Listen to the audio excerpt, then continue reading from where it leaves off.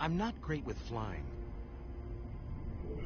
But these little shuttles are the worst. Stick around in Starfleet and you'll be sure to see worse than this. I have. And you're here to talk about it? In the flesh. That's good.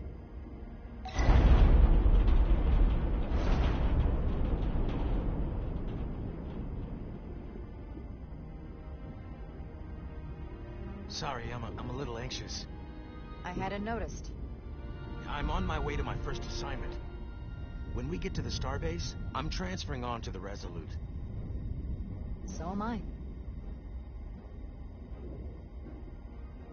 It won't be easy for Jara to step in at the 11th hour like this. But if she's half the officer I knew she could become when she was a cadet at Starfleet Academy, she'll be the XO this ship needs right now.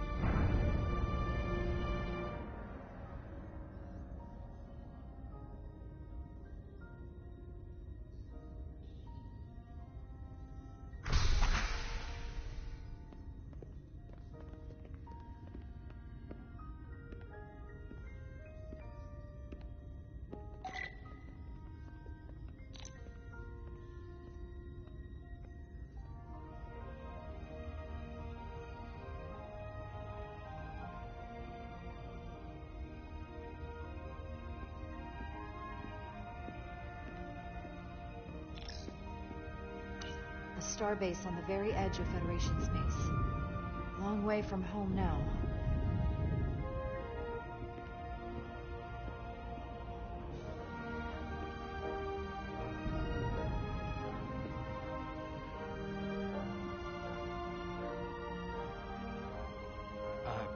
Commander? I'm not usually such a nervous wreck, by the way. I actually did well at the Academy. Oh yeah? Maybe you've heard of the Torvalin test? Sounds familiar.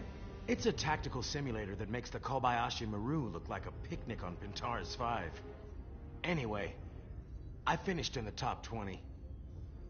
Not just in my class. I mean, all time. In the history of the Academy. Really? That's quite impressive. Thank you. It was tough. But you know, I set my mind to it and it paid off.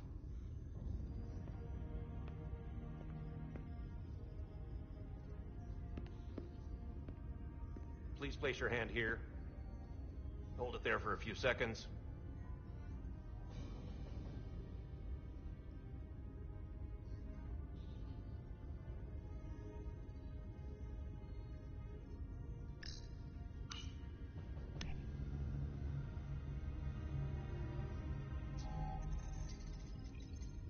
Welcome, Commander Rydek. Wait, you're Jara Rydek? You absolutely crushed the Torvalin test. You finished in what, like the top 3? That would be me. Now I'm really... It's an honor to meet you, Commander. Sorry, I didn't realize before. I just came off the shuttle and was glad to be on solid ground. The pleasure is mine, Ensign. Paul Calloway. Good to meet you. I believe Commander Ermot is expecting you. He's in the concourse just ahead. See you on the Resolute.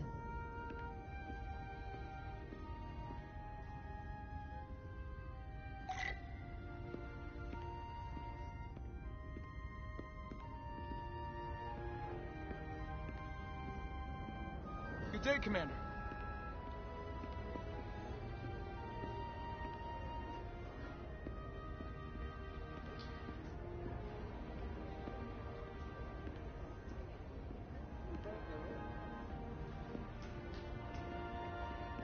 If I remember my briefing, Commander Ermot is a Bolian, so I'm looking for someone with blue skin. Excuse me.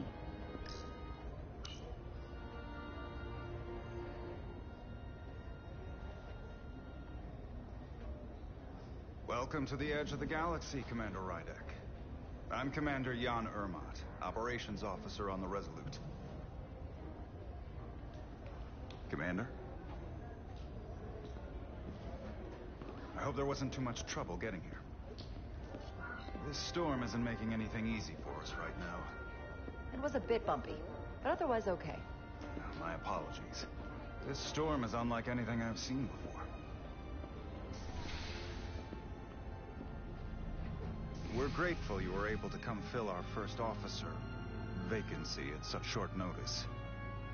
From everything I've read and everything I've heard, we're lucky you were available to us. Coming from a premier starship and all. To our little research vessel. I'll do my best to live up to expectations. Oh, I'm sure you'll do just fine. And if I can help in any way, just let me know.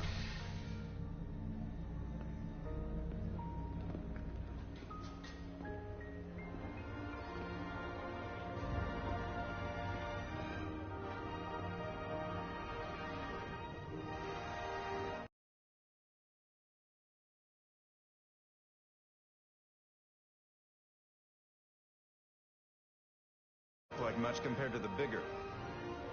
And she doesn't look so bad considering 6 months ago she was nearly cracked in half, venting plasma, fighting for her life. It was an accident? Equipment malfunction. An accident suggests fault, but no one's to blame. It was a planned test, but the warp core was pushed beyond its limits. It destabilized the dilithium, there was a runaway reaction, and the warp bubble deformed. We thought we could reach a higher resonant frequency, but it was more than she could handle. Cost us our first officer and 22 of our crew. At the end of the day, we're all responsible for each other. I can't even begin to imagine what that must have been like for you. I'm so sorry for your loss. Thank you. It does weigh heavy. There are some things you can't forget. It's been 6 months. What's the attitude among the crew now? Unsettled. But I hope that a new mission will help them move forward. If not, move on. Listen. I realize you've known Captain Solano for quite some time.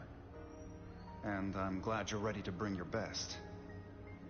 But I should warn you that when the captain announced you would be the new first officer, there were those who felt it was a mistake, that he should have promoted from within. So you might want to tread lightly first. Until they come to value your contributions as much as he does. Thank you. Always good to have a sense for what you're walking into. I just thought you ought to know. I appreciate it. Starfleet has assigned us a high-priority mission to the Hotari region. I'll let the captain brief you on board. I know he's eager to see you. Will we be mission ready in time? We have every intention. The crew has been working around the clock to get the ship ready. There's still so much to do.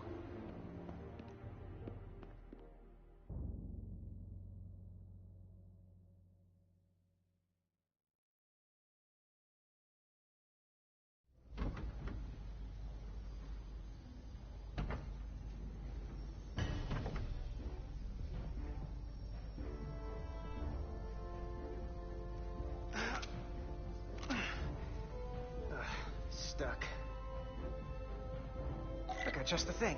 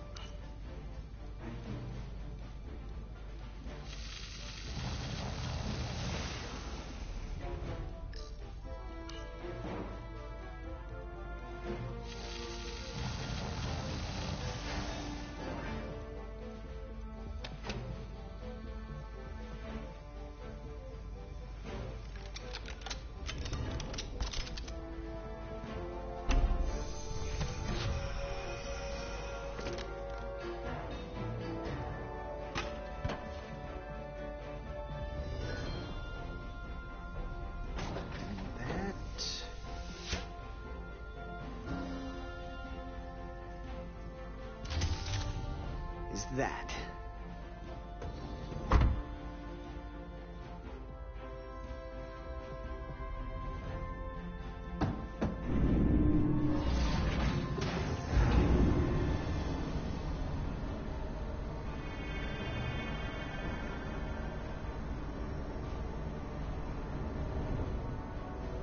I thought the thing was totally fried.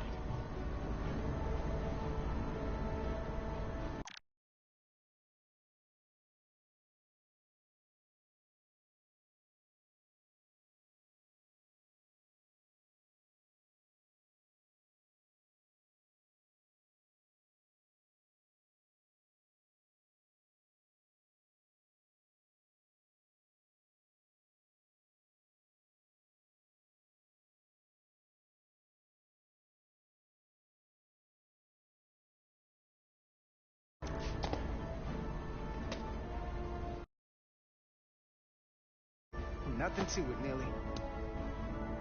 And not a moment too soon. The boss wants us down in engineering. Like, now.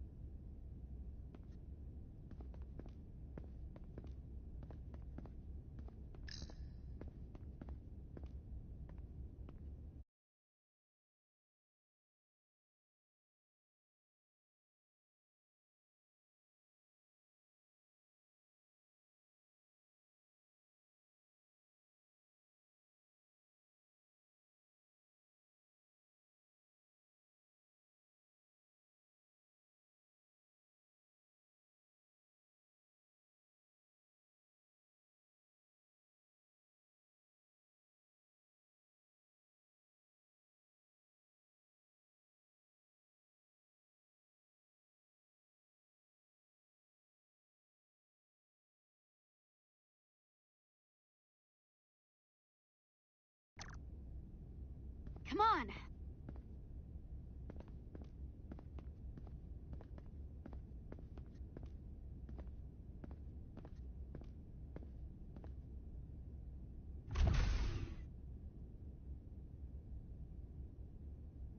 Engineering.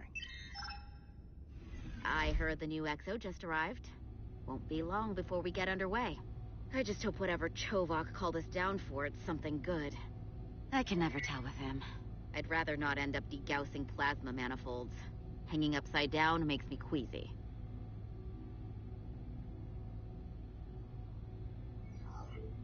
Orders are orders, Neely. You know what they say? There are no small missions. Every expedition has a purpose. Even if we don't know what it is yet.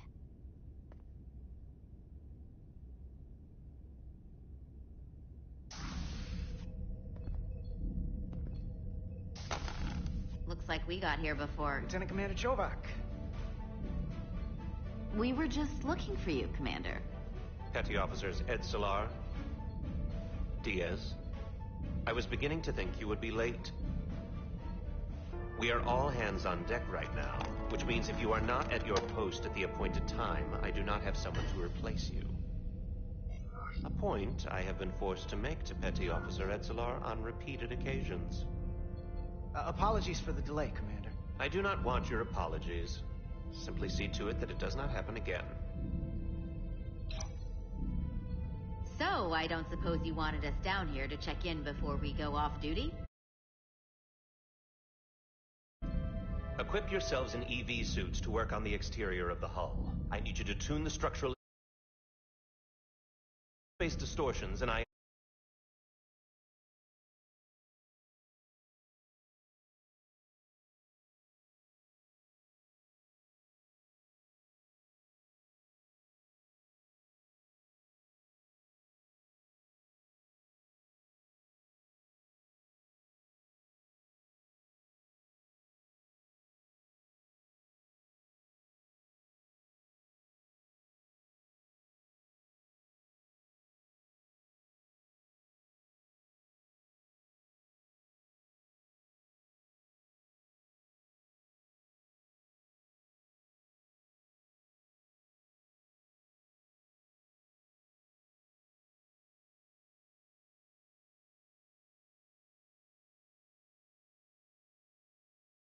are preventing the proper calibration, but this ship must be ready to depart shortly, despite the storm. The precise nature of these disturbances are not fully understood, but many systems have been affected by the wide band of emissive activity. How concerned should we be about the storm? Are you worried? Vulcans do not worry. We calculate the variables and take appropriate precautions to mitigate the risk. Right now, that entails making critical preparations, because long-range sensors show that these disturbances will be more severe at our destination, the Hotari system. You have your orders. Do not delay. Yes, Roger Commander that. Chovak.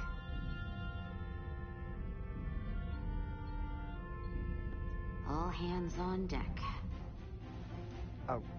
What's that? All hands on deck. That's what Chovak said. You know what that means?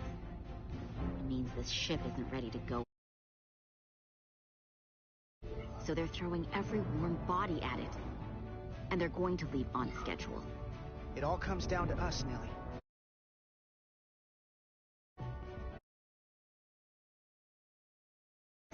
Isn't just any old refit or any old relaunch. Oh, whoa. Excuse me. A lot of new...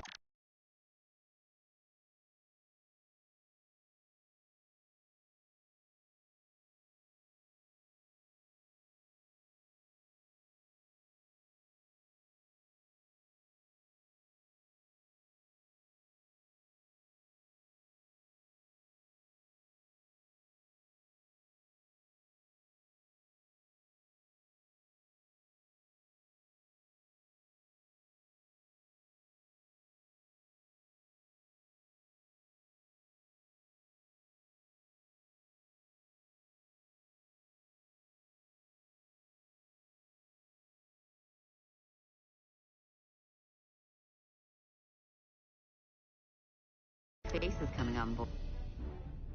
It's gotta be tough coming as a replacement. That's for sure.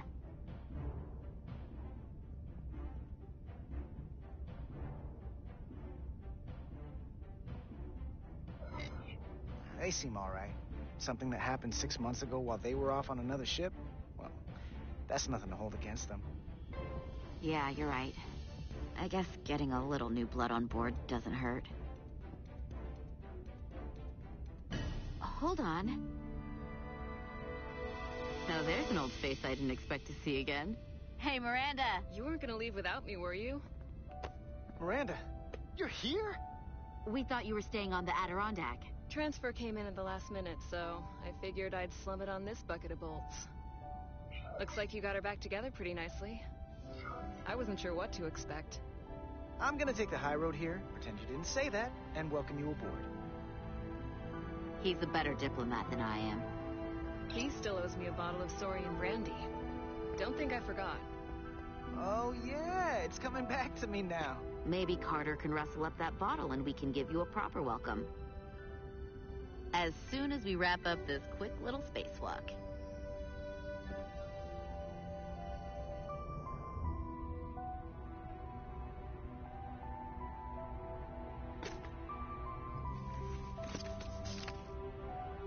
Here, let me help you.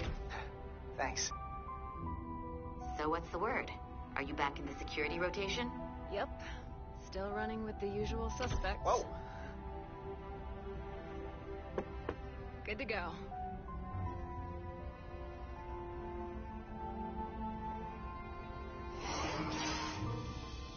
See you on the other side.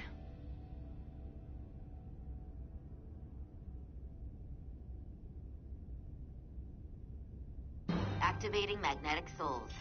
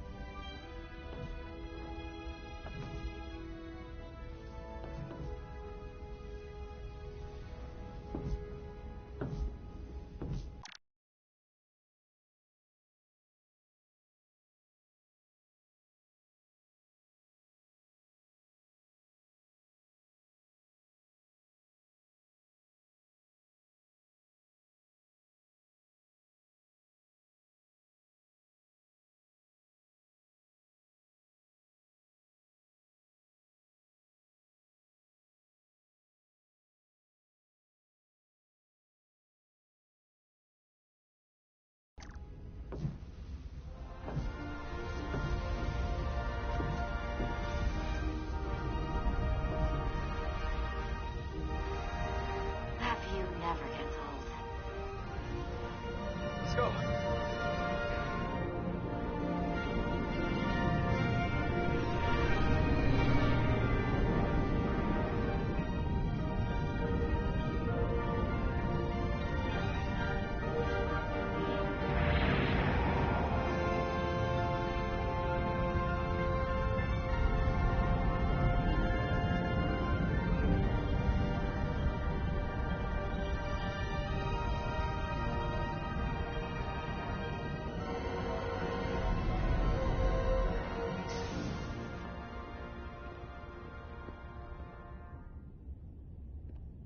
Captain Solano should be here momentarily.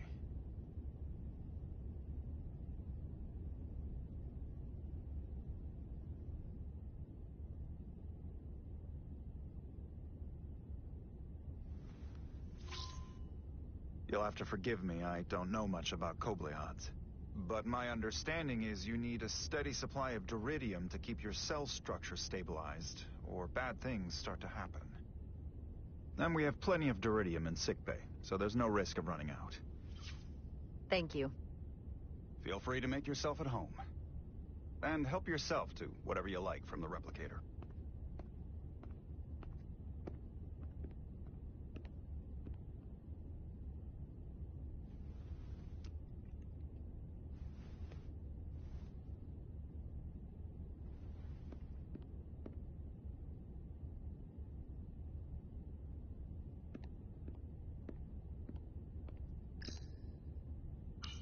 Just a sip of something.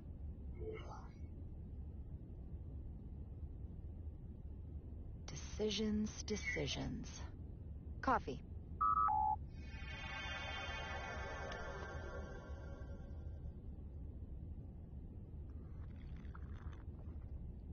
Perfect temperature. Don't know how they do it.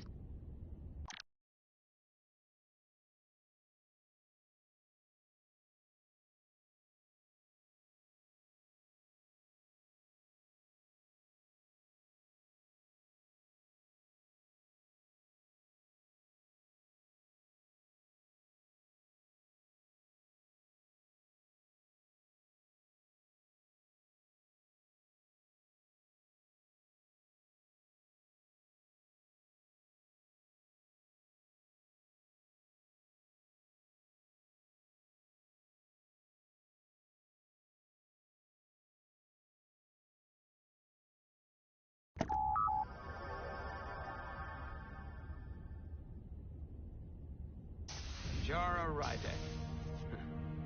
Last time I saw you, it was graduation from the academy. You'd already secured one of the most prestigious assignments possible. And you were burning with enough ambition to fuel 7 trips around the Necrid Expanse. It's good to see you again, Captain. I could not be happier to have you on the Resolute. My only regret is that we couldn't provide you with a warmer welcome.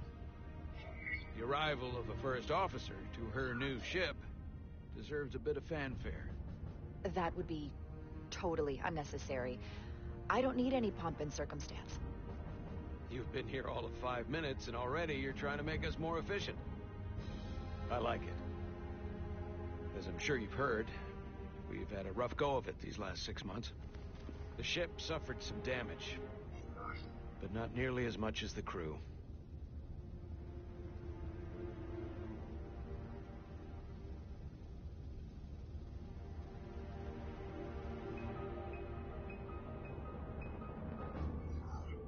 I assume you mean the accident. That's right. The tragic accident, really. We were on the verge of a major scientific breakthrough. A quantum leap forward in warp core technology. 10,000 teradynes per second. The ability to travel at a sustained rate of speed longer and faster than we ever dreamed. What would have been the crowning achievement of my career. Right there. Within our grasp. Until it all went so horribly wrong. We pushed her too hard, and a warp core malfunction overloaded the system, creating a pressure gradient way beyond what the ship can handle. It was heartbreaking. We lost some of our best people. As captain, I have to take full responsibility. It was my decision to make, and I have to live with the consequences. You're being too hard on yourself. It wasn't your fault. It's not a question of blame. It's about responsibility. No matter what the circumstances. In my defense, I will say, I might have avoided the whole ordeal if my senior staff had been willing to trust me. There was a lot of pushback from my former XO, and I think that cost me his confidence. I don't want you to pull any punches. Certainly not on my account. But once we decide on a course of action, I need everyone to fully commit to the mission. Anything short of that just won't work. And that's when things start to go sideways. Whether I agree or disagree, I can promise that I'll be honest to a fault. Good. That's exactly what I'm looking for. But at the end of the day, it has to be my call. Look, I'll be blunt. We can't afford another mistake. Or at least, I can't. I feel like my career is hanging in the balance here. We need a win. Something to restore the crew's confidence. I understand. On a more positive note, Starfleet has tasked us with what they're calling a mission of the highest priority. Escorting a senior diplomat to Hotari space. 2 previously peaceful and otherwise non-aggressive civilizations now find themselves on the brink of all-out war. So it's a peacekeeping mission. I see it as a golden opportunity to not only prove what the Resolute and her crew are truly capable of, but also a mission for which we're uniquely qualified. This ionic storm. Our long-range sensors suggest it's several orders of magnitude stronger than anything on record. A total anomaly like nothing we've seen before. And you'll never guess where it leads. Hatari. Exactly. Very nearly in the precise location where we're headed. Where I imagine the interference will be exponentially greater. But the diplomat will brief us on the details of the rendezvous. So basically, we're being sent into the eye of a storm, more powerful than anything on record. Well, yes. But we're taking every precaution. But I don't want to get ahead of myself. I expect we'll have some rough sledding when we arrive, so I need you to prepare the crew for the worst. There's just one more thing I want to clarify up front. The metric that for me will be the ultimate measure of your success. What is it? If after serving as my first officer, you don't one day find yourself with a ship of your own, then I will consider it my personal failure. When that might happen is entirely up to you. But it goes without saying, you have my full support. Hopefully that day comes sooner rather than later. Pace yourself. Like I said, when it happens is entirely up to you. But first, you have to be willing to put in the work. Of course. Come, let me introduce you to the crew.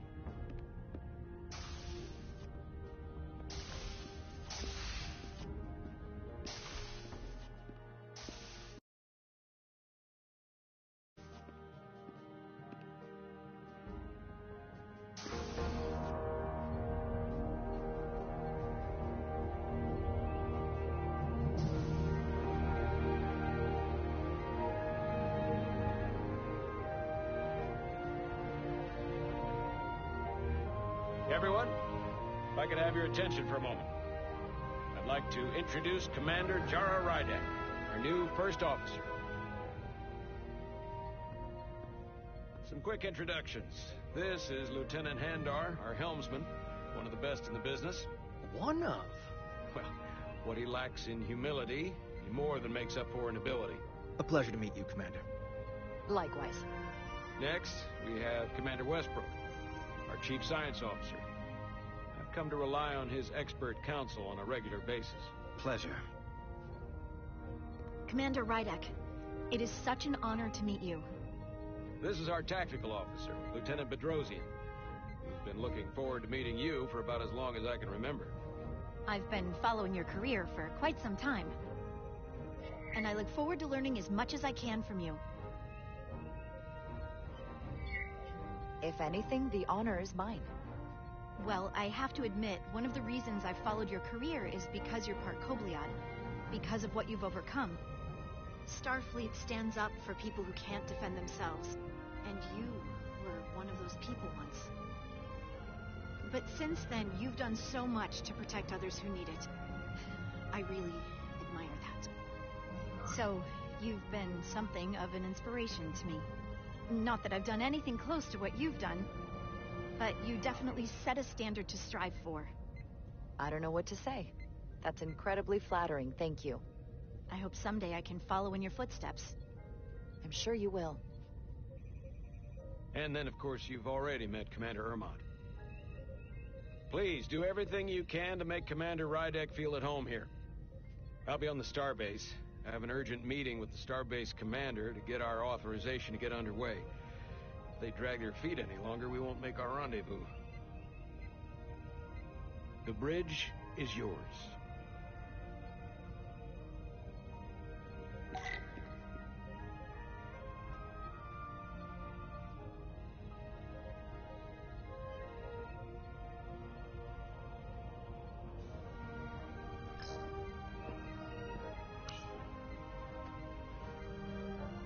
Commander, Chief Engineer Chovak needs to lower the structural integrity field. He's sent a crew out to recalibrate the emitters in response to the danger posed by the storm. We just need your go-ahead. Mission granted. Lowering structural integrity field, now. Entering maintenance mode. Condition blue.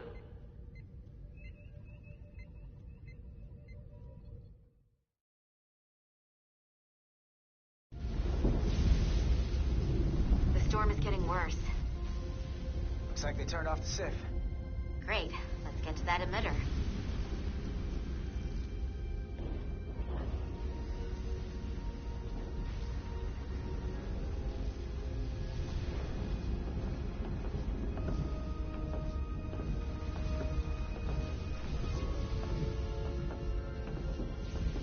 Every time we're out here, I half expect to see her in pieces again. She's still got some scars on her. It adds character. When I joined Starfleet, all I wanted was a ride out of town. But this isn't exactly how I pictured it. On the outside of the ship? No. Sometimes it feels like we're just part of the machinery. Don't you want more than that? I mean, Starfleet is noble and all, but it's still a machine. A massive, massive machine. Yeah, of course I do. Starfleet's an open door. We just have to walk through it. You wanted to get away. I enlisted because I didn't want to wait years just to get out and see the galaxy. I wanted to go somewhere, see new worlds, look up at a sky no one's ever seen before. Just because I'm cranking a hyperspanner up in a Jeffries tube today doesn't mean that's all I'll ever be.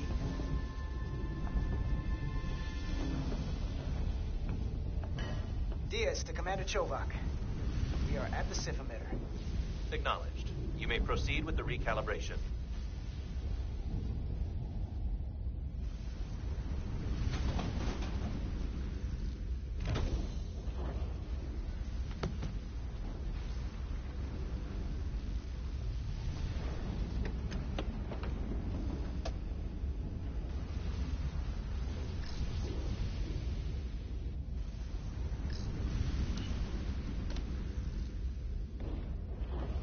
Beginning recalibration.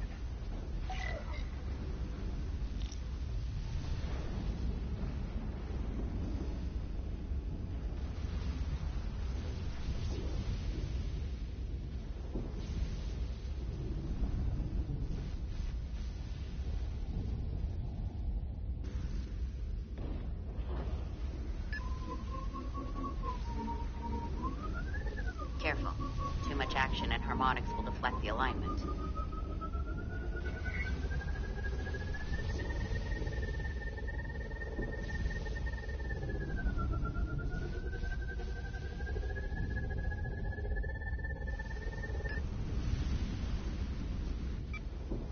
Looks good. That wasn't so hard.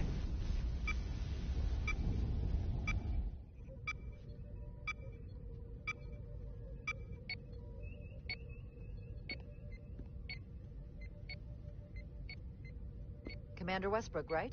Chief Science Officer. You remembered my name and my rank. Impressive. Yes, I'm the Chief Science Officer, and I have the dubious honor of being the most senior officer on this bridge. At least I know this ship inside and out. Better than just about anyone.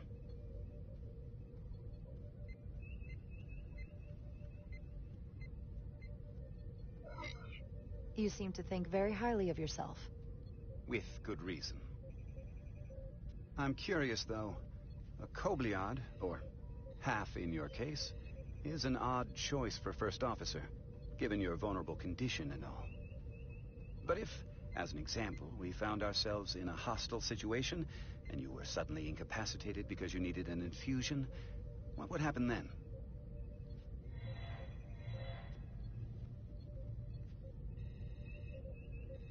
You'd leave Captain Solano without an XO. Granted, that would be a worst-case scenario. In my entire career, it's never been an issue, or caused the slightest problem. And I don't expect this to be any different. I was just curious, that's all. Listen, can I be blunt, Commander? I see no reason to stop now. Commander Sutherland, your predecessor, was one of the best first officers in all of Starfleet. His record was impeccable and his reputation was without equal. I mean no disrespect, but the shoes you're stepping into are almost impossible to fill. He was loved by the crew. And he was one of my closest friends. So I can only hope that you'll live up to expectations. I don't think I could ever replace Commander Sutherland. And it would be a mistake to even try.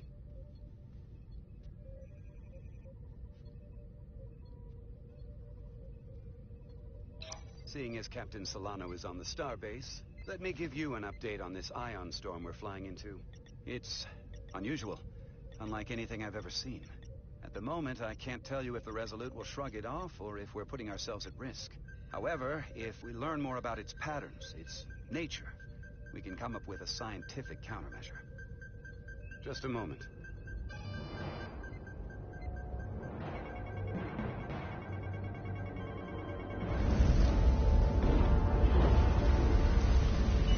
We've got a massive energy wave inbound. On screen.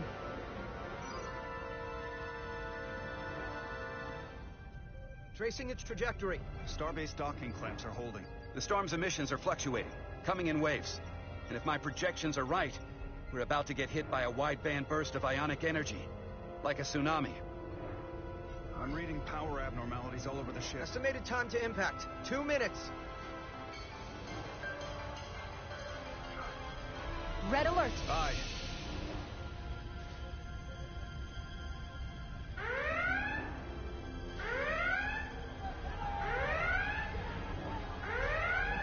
Evacuating main gangway and retracting.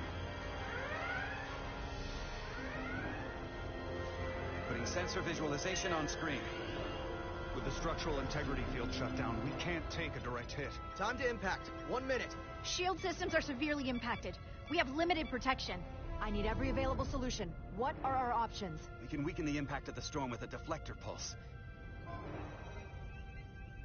There's a better way. I'm sending all auxiliary power to the deflector dish. Send the aux power to the shields. We can't reactivate the entire shield bubble, but it's a directional threat. So we can orient all we have towards the wave. You have to believe me. We only get one shot at this. We can't afford to get it wrong. That's right, which is why we need to send power to our shields. Commander Westbrook, use the deflector dish. Already working on it. Optimal timing displayed. It's going to be tight. Good. Send the pulse on my command. Now. We got it! This is it! All hands, brace for impact.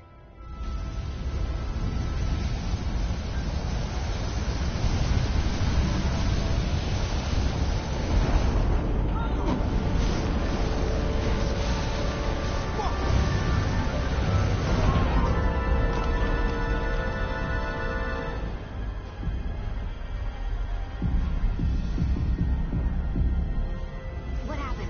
We have experienced a surge of radiation. Oh, you don't say. This radiation supercharged the plasma, forcing it to backflush through the system and creating a dangerous imbalance. And you blow out every primary system on the ship. Just tell us where you need us. I need you to traverse the hull to the access port to recalibrate the port nacelle plasma regulator.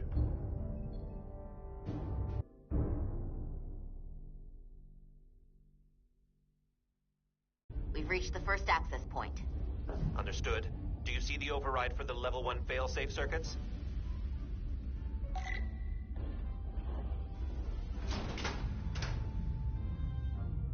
Affirmative. Engage the override. It should allow us to stop the EPS flow to the warp engine without triggering an automatic core shutdown.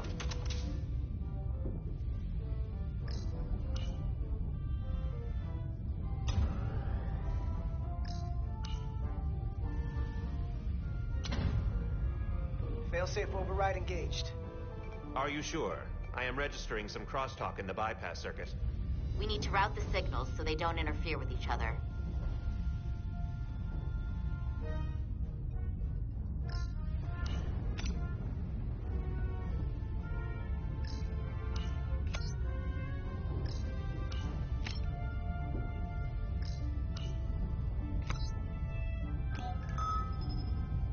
Diaz to Resolute.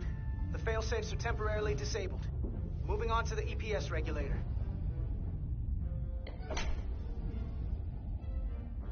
Heads up, Carter.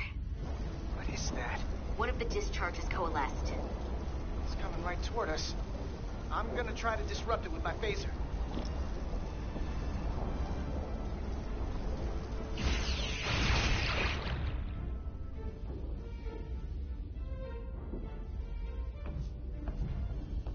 So we gotta climb up the pylon. Not that there's really an up, but, you know.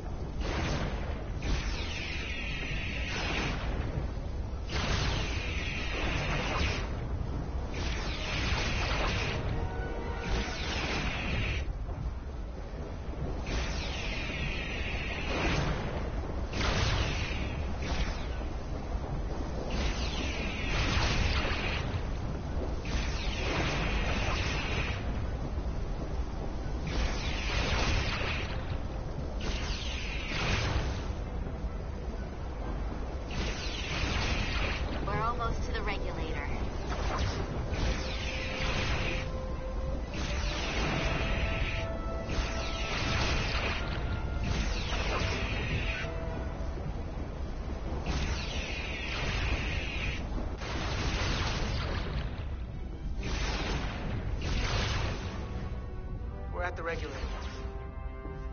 Opening the access panel.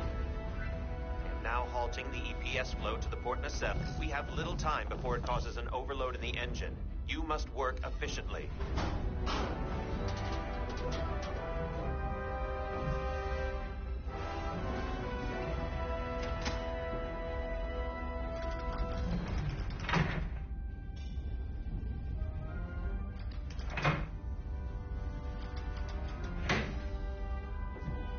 EPS manifold adjusters reset to neutral.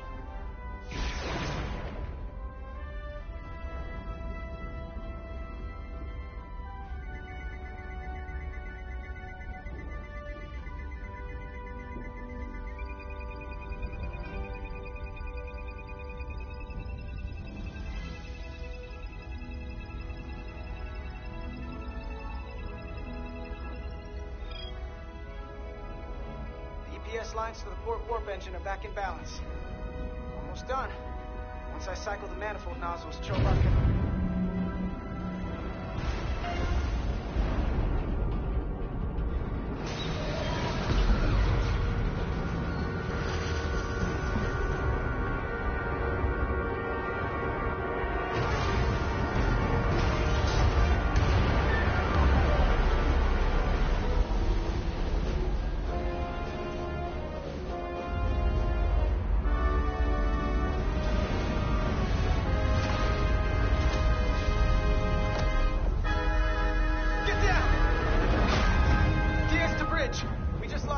clamp.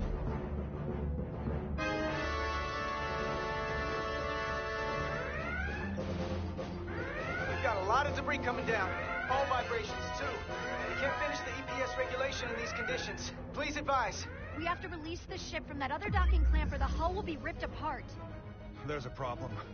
The clamps are supposed to disengage automatically in an emergency, but it's not working. Not working? What are our options? The docking clamps are fitted with exploding bolts for an emergency release. We've got crew out there. That'd be like setting off a bomb next to them. Maybe there's another way. Starbase is hailing us. Put him through. Resolute, the remaining mooring arm is failing. You need to disengage from the starbase now. The damage to the station will be catastrophic. We have crew outside and are looking for the We safest have way people to... on this station. If that mooring arm breaks, we could lose dozens of crew. Commander, hear me out. Reverse the polarity of the hull, which theoretically will repel the docking clamps. And repel the engineering crew right off the hull into the storm. This is Captain Solano. Put me on screen. Go ahead. Captain, we have a situation. Commander, what are you doing? Blow the bolts on the docking clamp. The captain doesn't know the whole story. I'm giving you an order. Chara? Captain, you brought me here because you trusted me. Can you trust me now? You better be sure you make the right decision. The captain made himself quite clear. They're gonna get hammered with debris out there. Reverse the polarity. There is protocol. And there are lives. Starbase, stand. We're gonna flip hull polarity to disengage the clamps. Yes, Commander.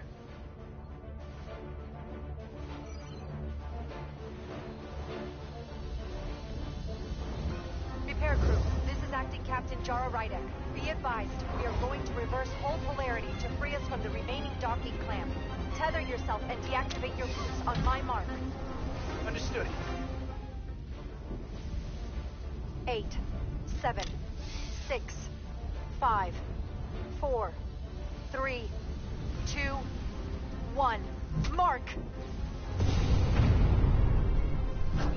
Ah!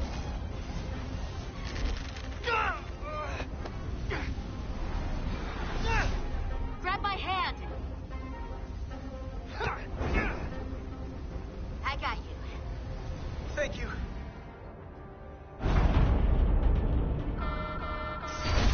Plasma imbalance is reaching critical condition. We are moments from primary system failure. I got it.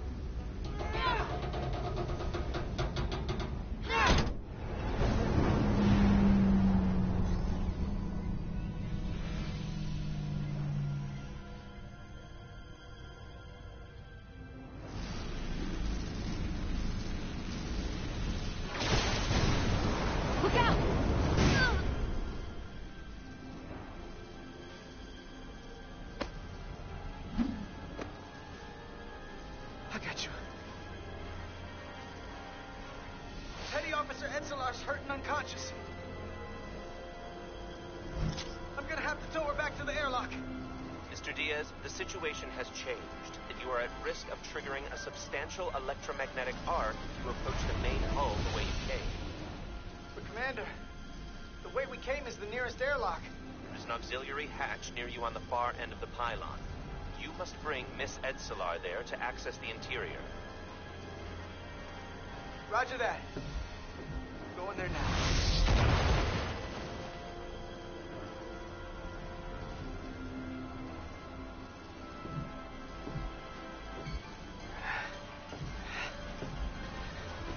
I'm at the auxiliary hatch.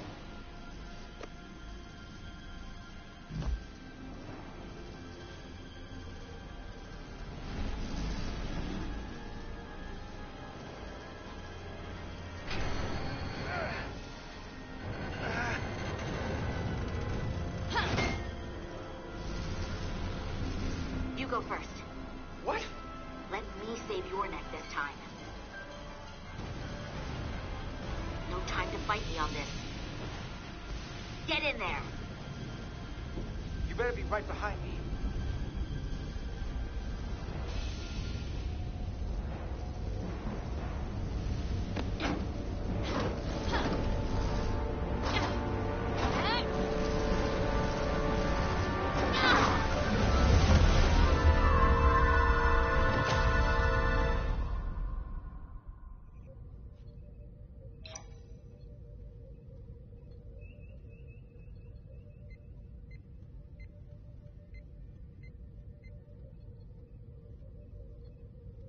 We're in.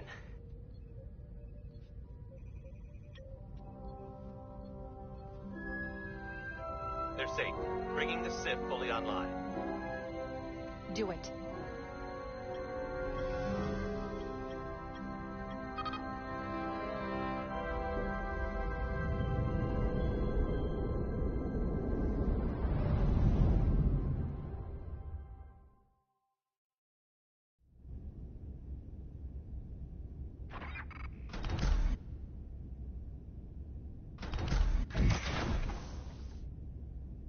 Carter! I'm okay.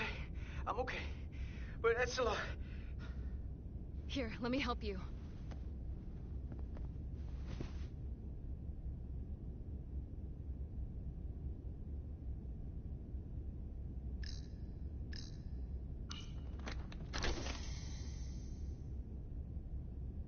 Medical. We've got one wounded at my location. Millie. Oh, man.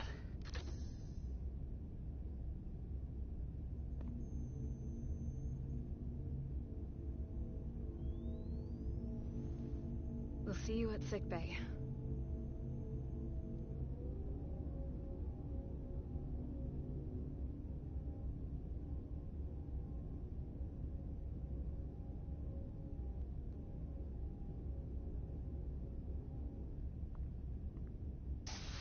Status report. The repair crew made it inside. EPS flow is back to nominal levels. The SIF is back up. How does this affect mission readiness, Mr. Ermott? Releasing the docking clamps using hull polarity minimized damage to the Resolute. We'll have some last-minute repairs to make, but if we reapportion some of the staff, we can make our departure on time. As of now, however, we are successfully moored to the station. Good to hear. Send updates to my ready room. Commander Rydek, with me.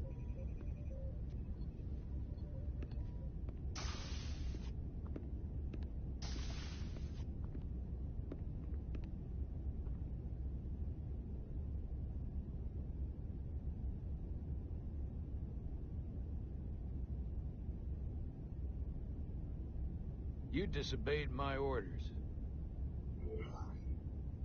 Well?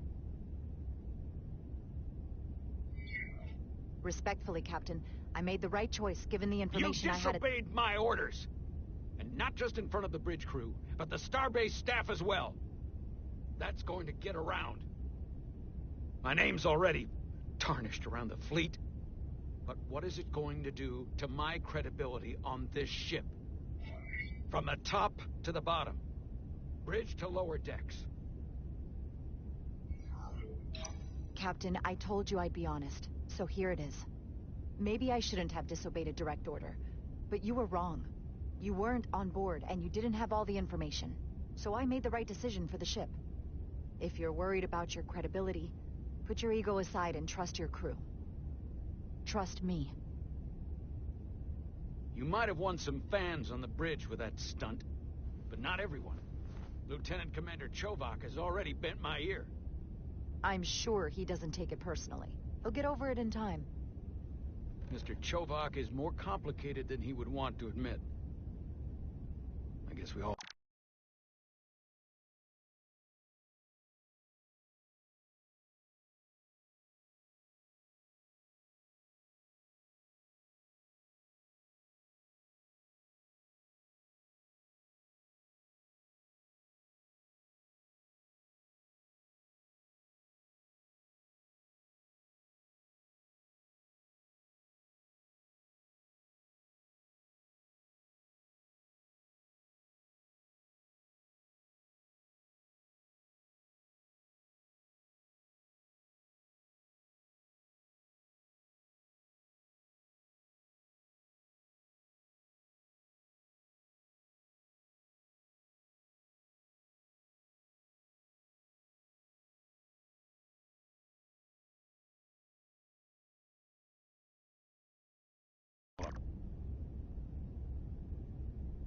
And, if I'm being honest, I'm not sure what I would have done in the moment either.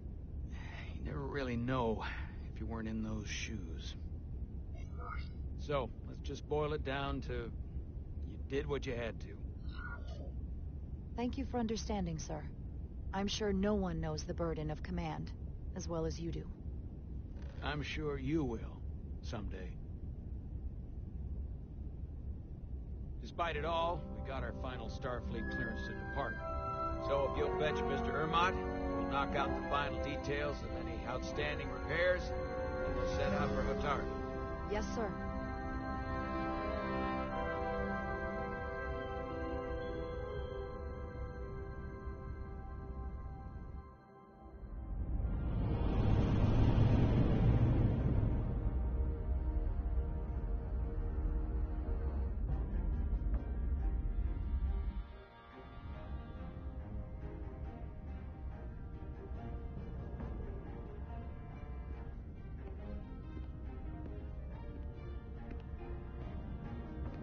All departments reporting full mission readiness.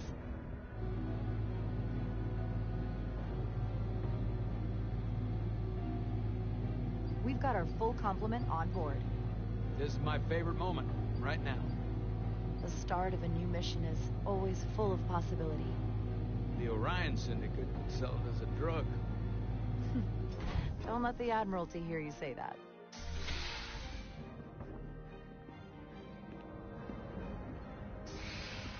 Captain on the bridge. Sit. Sit, everyone. You all know, I'm not big on speeches. We're embarking on the first mission since our refit. Let's make it a good one. Disengage docking clamps.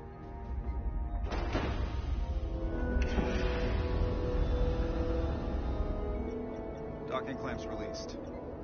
Thrusters ahead, Mr. Handar.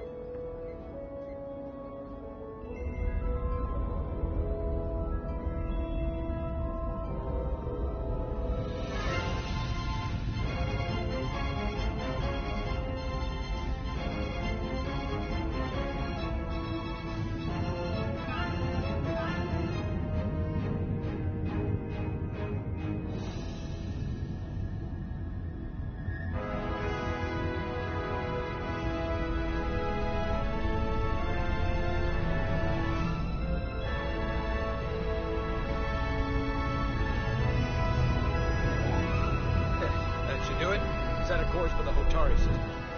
Prepare to go to Warp 8. Aye, Captain. You know what? You take this one. Me?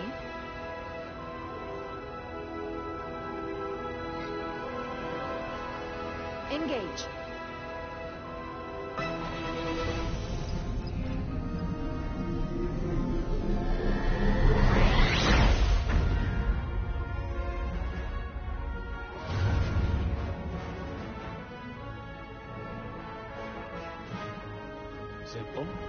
effect.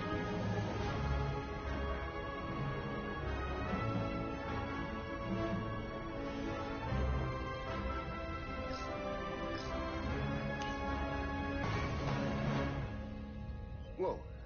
Careful. Thank you. I'm fine. Really, You don't look fine.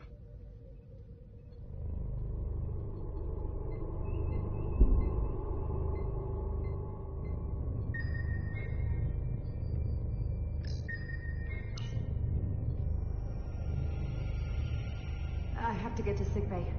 Go.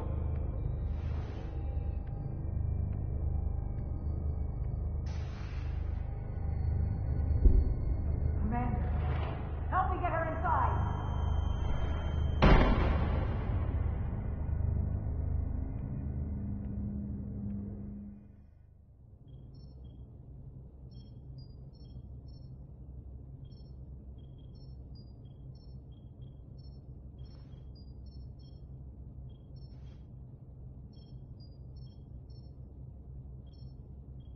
Well, that was quite a scare.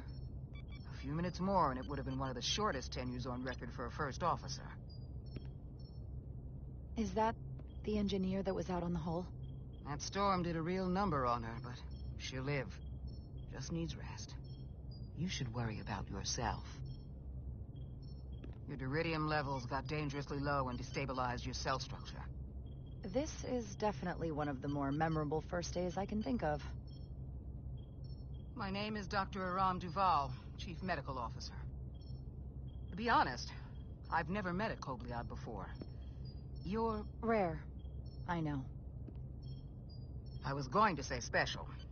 Your people's numbers have dwindled, despite the Federation's efforts to find a more readily available alternative to the duridium you need to survive. Yet you joined Starfleet and managed to thrive.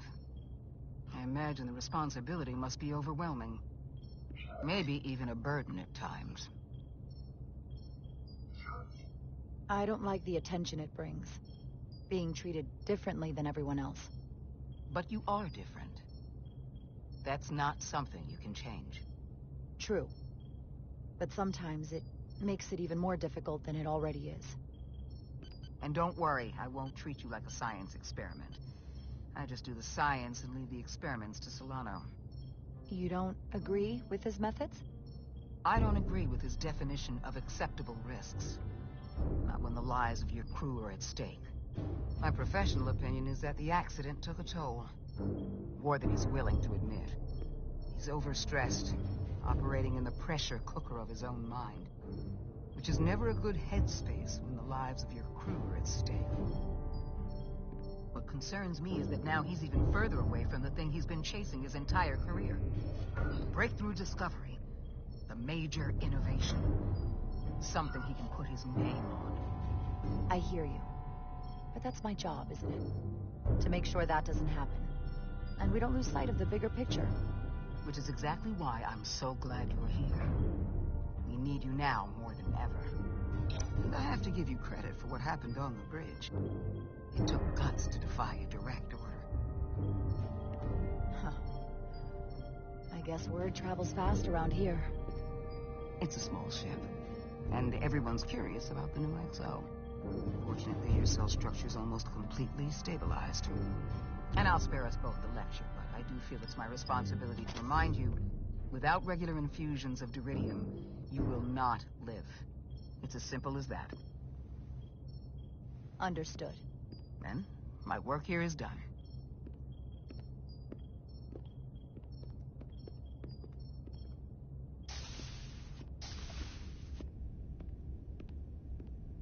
Sorry, I didn't mean to be lurking outside of sickbay. I didn't want to intrude, so it felt more appropriate to wait out here. We were all worried about you. Or I should say I was. I wasn't sure what was happening at first.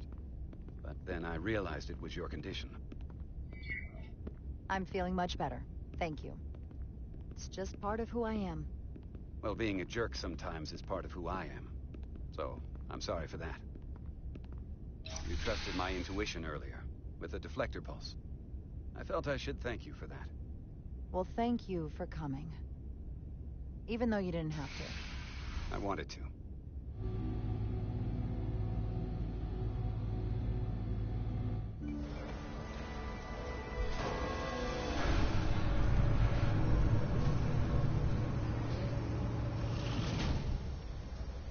Complete the diagnostic sequence, and this shuttle will be cleared for service. Yes, sir.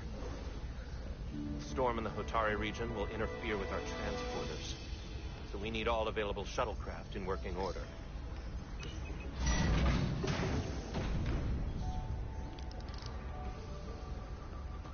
Excuse me, Commander Chobok. Petty Officer Maris, I will leave you to your work.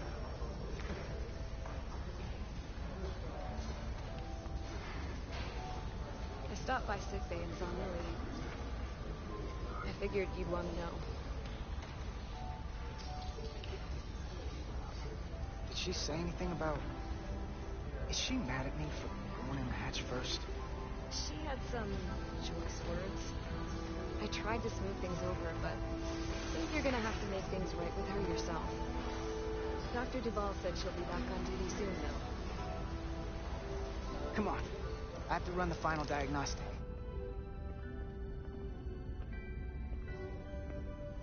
I can't stay long. I've got a long to-do list before we get to Hotari, and things are piling on faster than I can check them off. We're making all our last-minute checks and security, too. Tactical and security are short-staffed. Hey, you don't have to keep me company. If you got things to do, go do them. No. I'm here because of my to-do list. Oh? There are some things that never seem to have the right time. So why not now? I had a chance to think about this while I was away.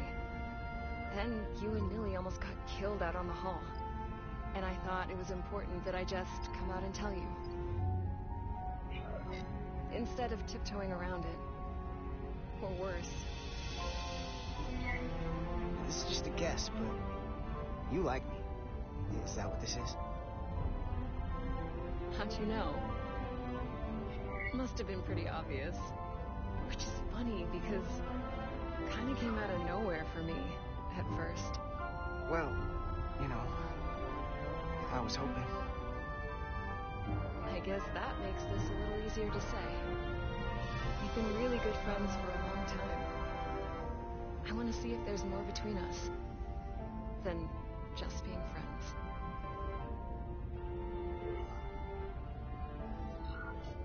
You don't have to explain it. I feel the same way. There is something between us.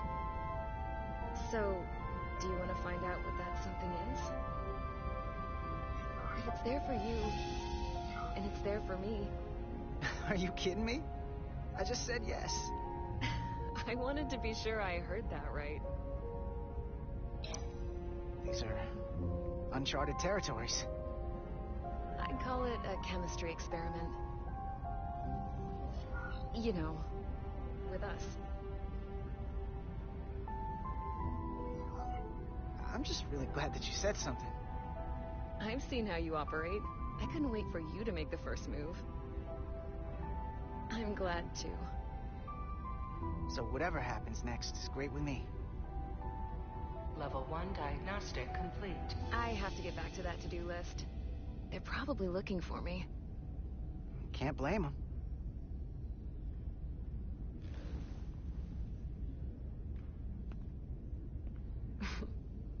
I'll be seeing you.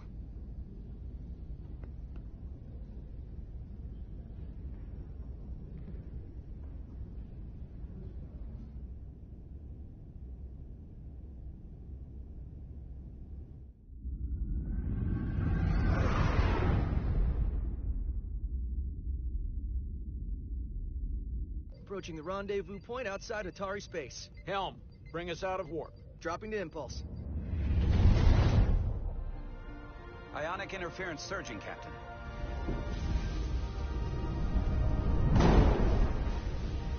Shield integrity holding. We can take it. We are at the correct coordinates to meet the shuttle. Commander Rydek, find us our diplomat, if you will. Aye, Captain. Let's reduce the noise. Filter out environmental signals. I can manually tune what's left for Federation signal types.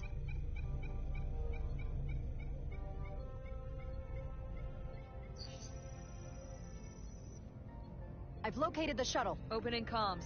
On screen. Shuttle to Resolute. Shuttle to Resolute. Debris field. Lock maneuvering. Losing. I can't get it any clearer. We won't get a transporter lock. It's just not happening. Power up the tractor beam. We'll pull them directly into the docking bay.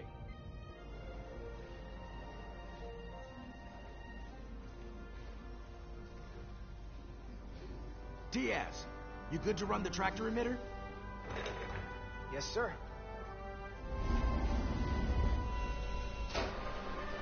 Come on, Diaz. First thing, lock onto the shuttle and stabilize the rotation.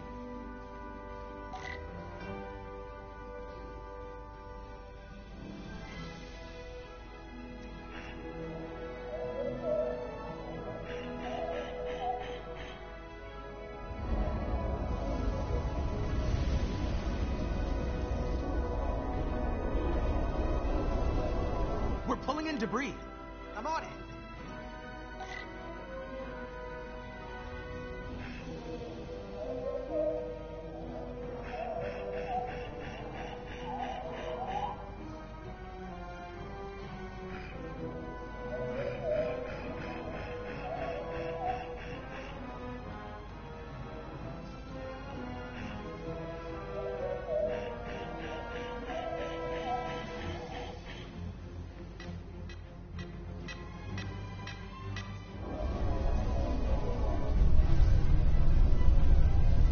That's gonna take out the shuttle. Here's the bridge. There's a large piece of debris headed for the shuttle. The tractor beam can't handle it. Can our shields take it? I believe so. Commander Ryder, plot an intercept course. On it.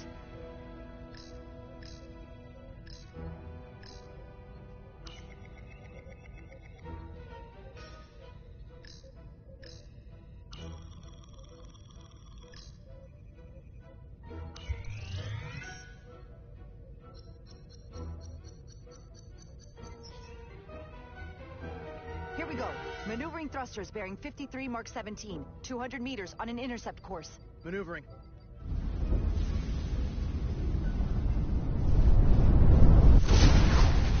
Got it. Whoa! Someone's working hard on the bridge.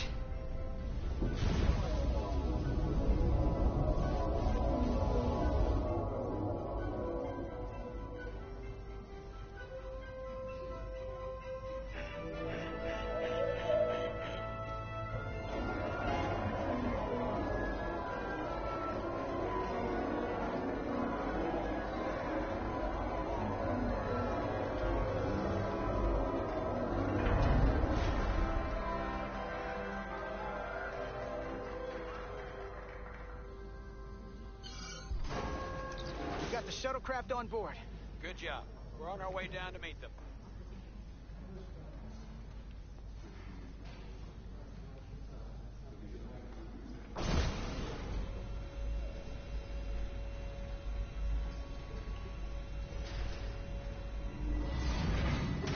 Terra firma, so to speak. Ambassador Spock.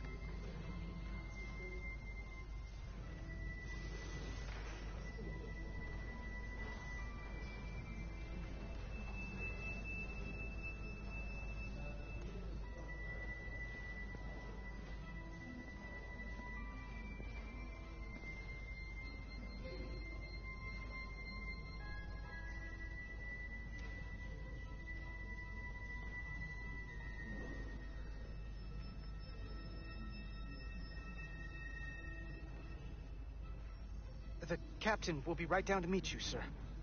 In that case, I will wait for him here.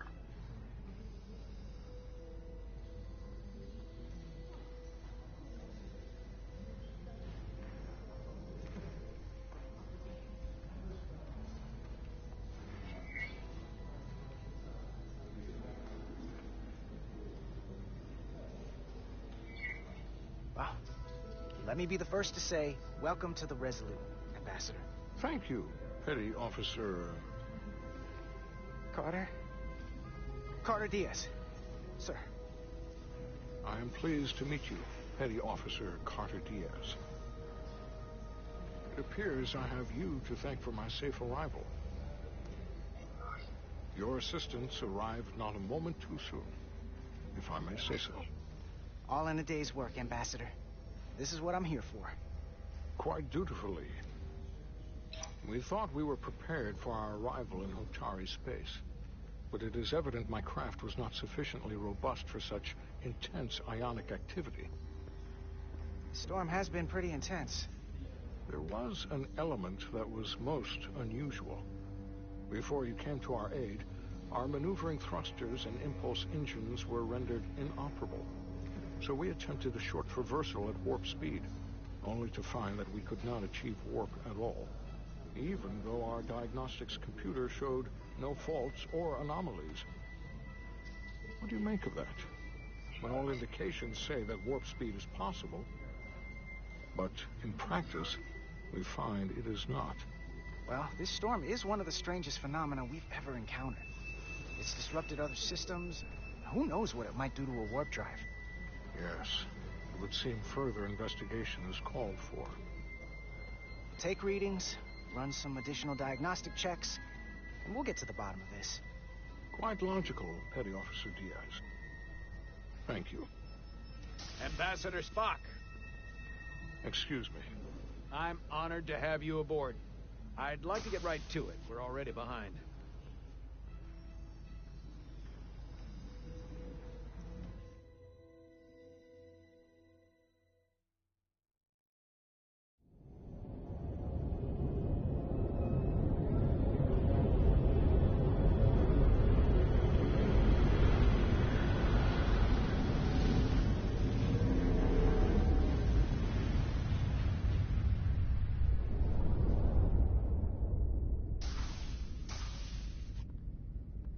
Ambassador Spock, my senior staff.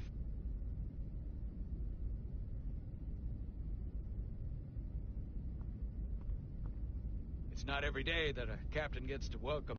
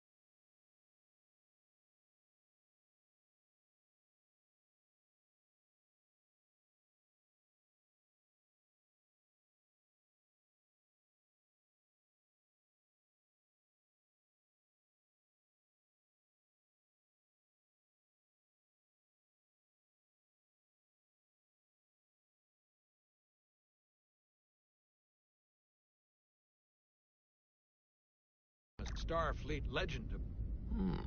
You flatter me, Captain Solano. But legend implies the past tense, whereas I am very much focused on our present circumstances. I didn't mean to suggest you were stuck in the past. You're right, Ambassador. Not the most diplomatic choice of words. You are a legend, Ambassador. There's not an officer in Starfleet that doesn't know of your career. I would never assume that to be the case. We were hoping you could fill us in on the details. We got the basics from Starfleet. Two formerly peaceful neighbors are now on the brink of war. Indeed, and the tension between them grows fiercer by the hour.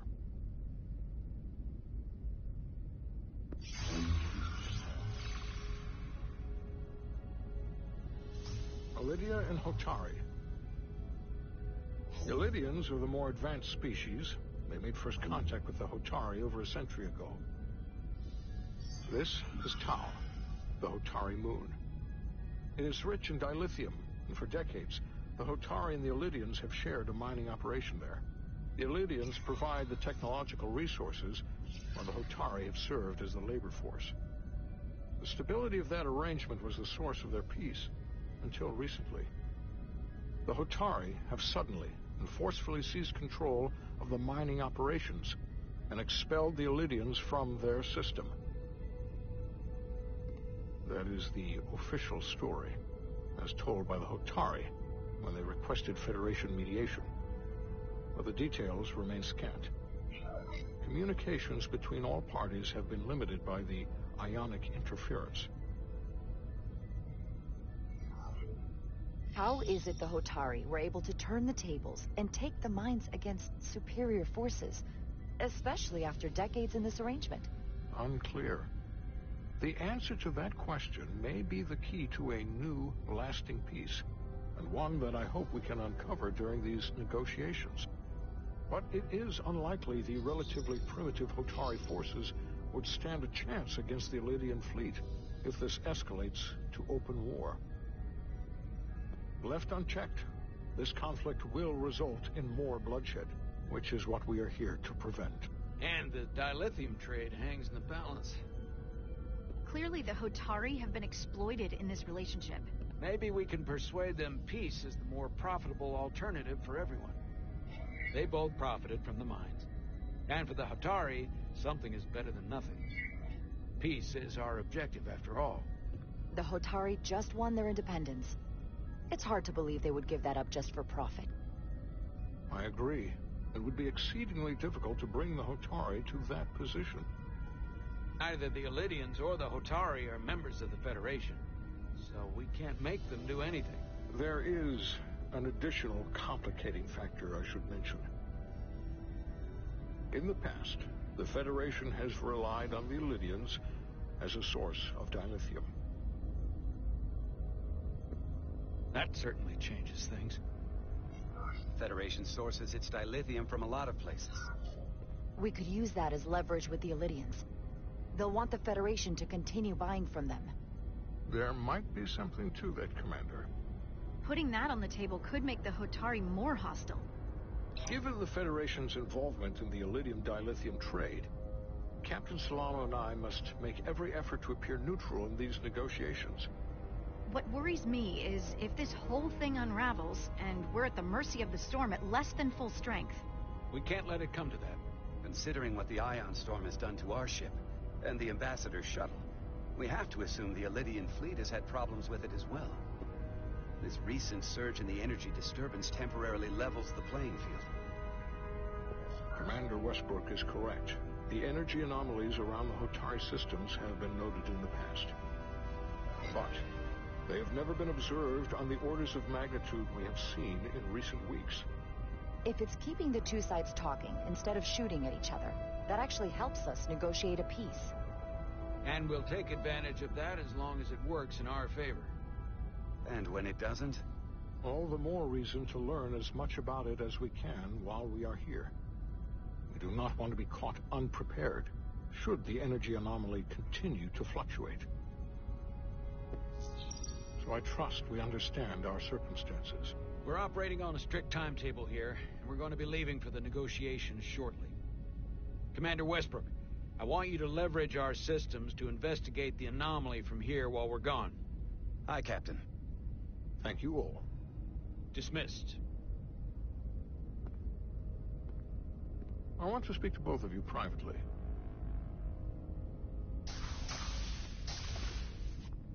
Ambassador Spock, I'd like to make a formal introduction. My first officer, Commander Jara Rydek. Commander, as you are aware, there are limits to what Captain Solano and I can do in our official capacity as representatives of the Federation. But someone in an unofficial capacity, your first officer, for example, would not be bound by those restrictions. Commander Rydek could ingratiate herself to certain parties behind the scenes, where they may be more candid in revealing information that could lead to a resolution. She certainly goes her own way. Maybe that helps in this case. I'm honored to be included in the negotiation process. You're not just included, you are instrumental. Well, I hope Commander Rydek will have more luck finding out what really happened than we will through official diplomatic channels. The fate of the negotiations, the interests of the Federation, and the prospect for peace may very well depend on it.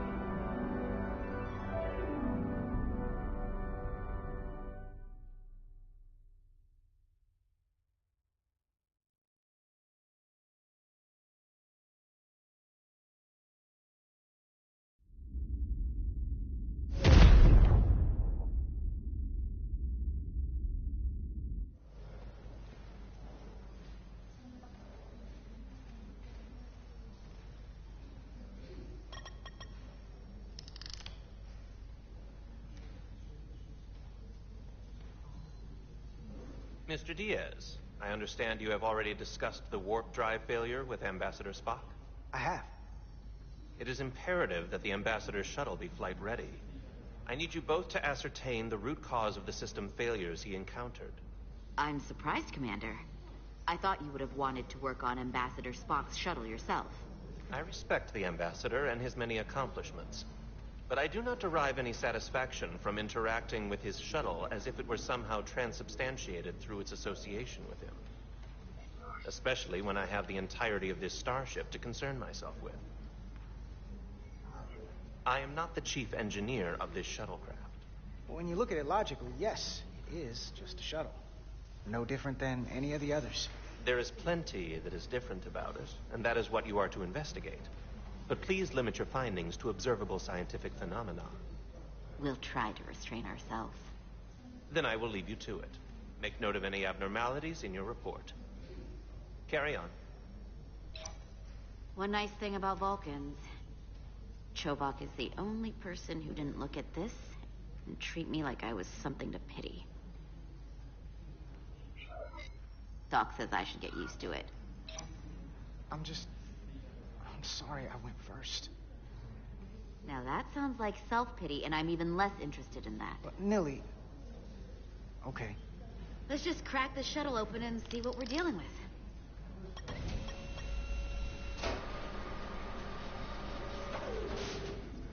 Ready to go? All set. Let's run the diagnostic.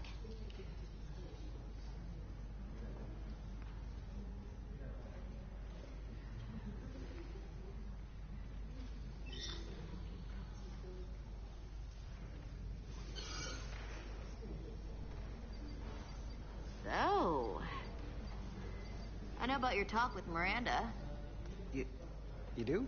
She sent me a Priority 1 dispatch right after your conversation. I'm happy for you. Both of you. Thanks. But I'm only going to tell you this once. Don't screw this up. Because I would be very unhappy if you tried this out and then, I don't know, 6 weeks or 6 days later, I have to start splitting holidays between the two of you. All because things went south and you're not on speaking terms. Are you upset? Not on your life, Diaz. But you need to be careful. I like my friends and I like our group. I don't want to lose that. Is that thing done? Yeah, it's wrapping up. Let's see. The relays along the primary EPS are blown. The backup relays are all intact. An EPS overload from the warp drive could cause that. But how did the shuttle end up dead in the water? Oh. Well, maybe the ship's data recorder can tell us something.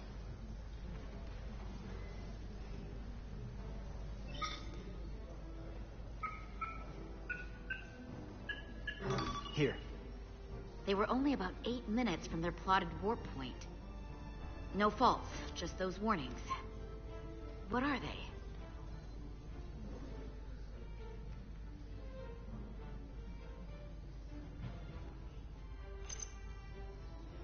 Subspace variance out of tolerance. What does that mean? It means the main navigation array lost sight of space somehow. Will the array going offline cause that? Yes, but it should have also thrown a fault code.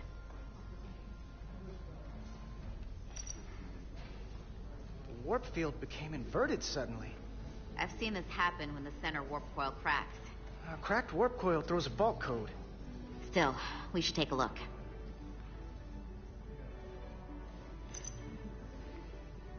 There was a complete warp cascade failure. Wow. They're lucky the shuttle didn't turn inside out. Makes me think the computer panicked on the warp field equation. Any one of these failures should have thrown a fault. If it was caused by a system failure. None of this caused the relays to blow. Roll forward to when that happened. Yes, ma'am.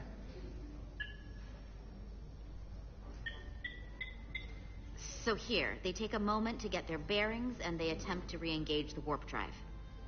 There. That's the relays blowing. And look, there's another warp system alert. They're all the same. Subspace variance out of tolerance, or warp inversions. Finally, there's a complete warp cascade failure. Then it's one of two things. Either a warp coil is cracked, or the navigation array is offline. That makes sense. Divide and conquer. You want to check the warp coils or the navigation array? I'll check the other. Let's not overcomplicate this.